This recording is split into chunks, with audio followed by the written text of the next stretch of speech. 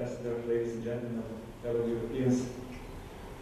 Of course, my gratitude first goes to Ambassador and all people organizing and hosting this event. My many thanks indeed. And since you mentioned Eva, my memories to that time also are very warm, and I remember you as one of the most persons in negotiations. So I will never forget that. It was for a good cause. In my experience, Europeans abroad are proud of their heritage, regardless of exactly where we are from and the reasons for our departure. Generally, we talk with some nostalgia of the things we left behind. Usually it's with a good reason, whether it's the history, culture, values, food of passion that we miss, or simply our family and friends. There is always a good reason to think of home.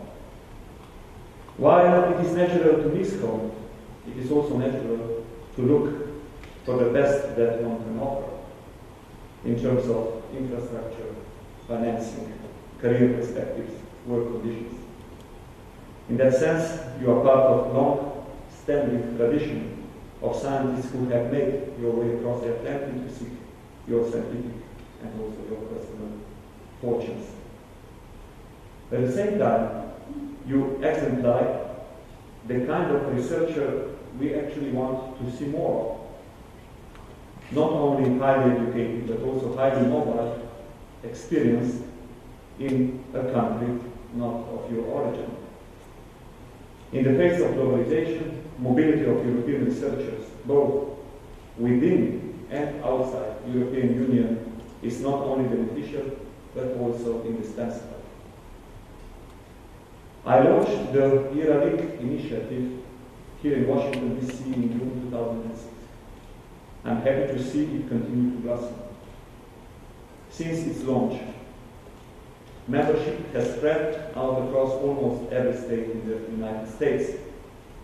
Clear polls of membership are apparent in California, Maryland, Massachusetts. There are over 3,000 of you from 24 out of 27 member states. We have spread the word through the ERA-Link website, through e-newsletters and via promotion and networking events throughout the United States. The launch of the revamped ERA-Link USA website, complete with the chat rooms and the bulletin board, is foreseen for the second half of this year. In June, we will expand to Japan, and we are considering the creation of a branch also in China. Whether you intend to stay abroad or return to Europe, it is crucial that we stay in contact. Of course, we want to keep in touch with you and learn from your experiences. You can provide us with refreshment and also with new ideas. But it can also be helpful for you to stay in touch with each other to find research and social partners. Finally, it is important that through the ERA-Link initiative you are kept up to date with what is happening in the European research community, so that when you decide to come back to Europe, you do not have the feeling of coming back somewhere from the moon. So, what has happened in the European Union since my last visit?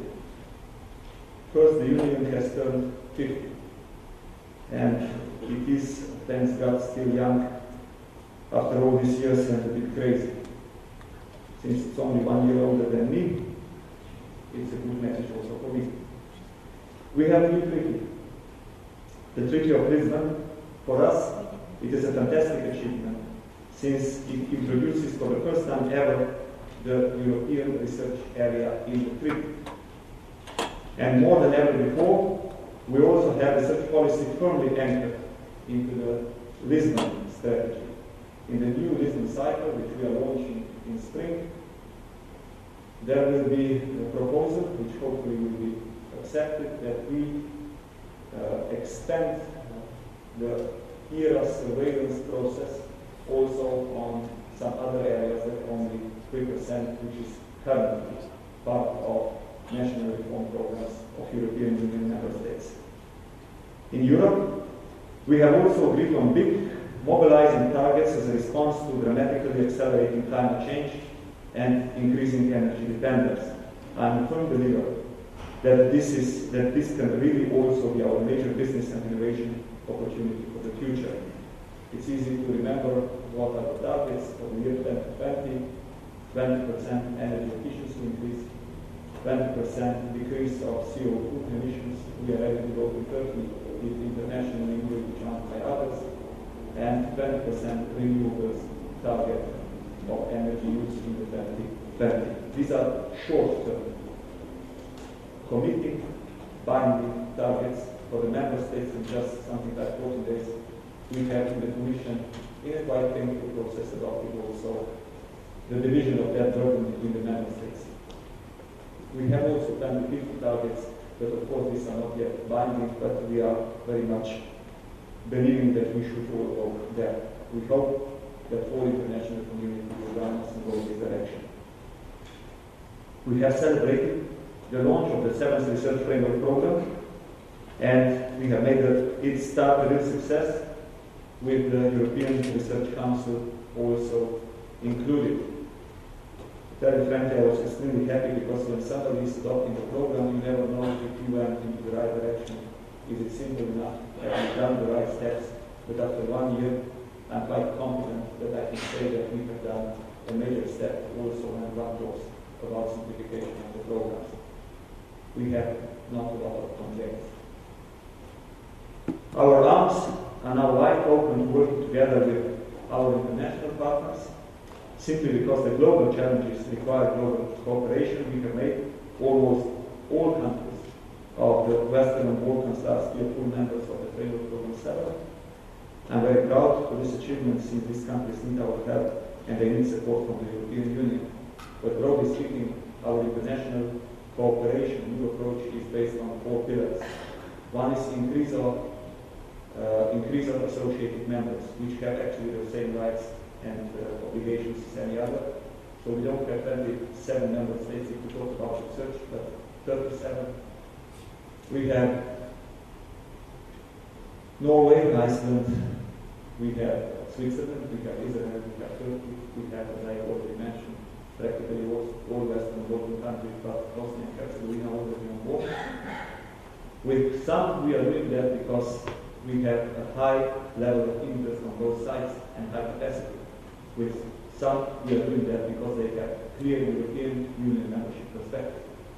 The second pillar is that we owe our framework program cooperation, which is 60% of the funding, and cooperation, which in the past meant predominantly cooperation between European Union countries, is now cooperation between European Union countries, but also with our international partners. We are working, that's the third pillar, on the strategy of more alignment between member states and European Union. And till the end of the year, hopefully we will adopt already, till the middle of the year we will prepare it on the Commission, the European Union strategy on international cooperation. And finally, we are working also on cooperation between various types of policies. We would like that our policy is firmly coordinated and anchored in the external European Union policies. We have created also 2 executive agencies for our research programs against all odds. I do not know if you are aware, but more than 20 billion out of 54 euros in FP7 will be actually managed outside directorates which are managing research in the Commission.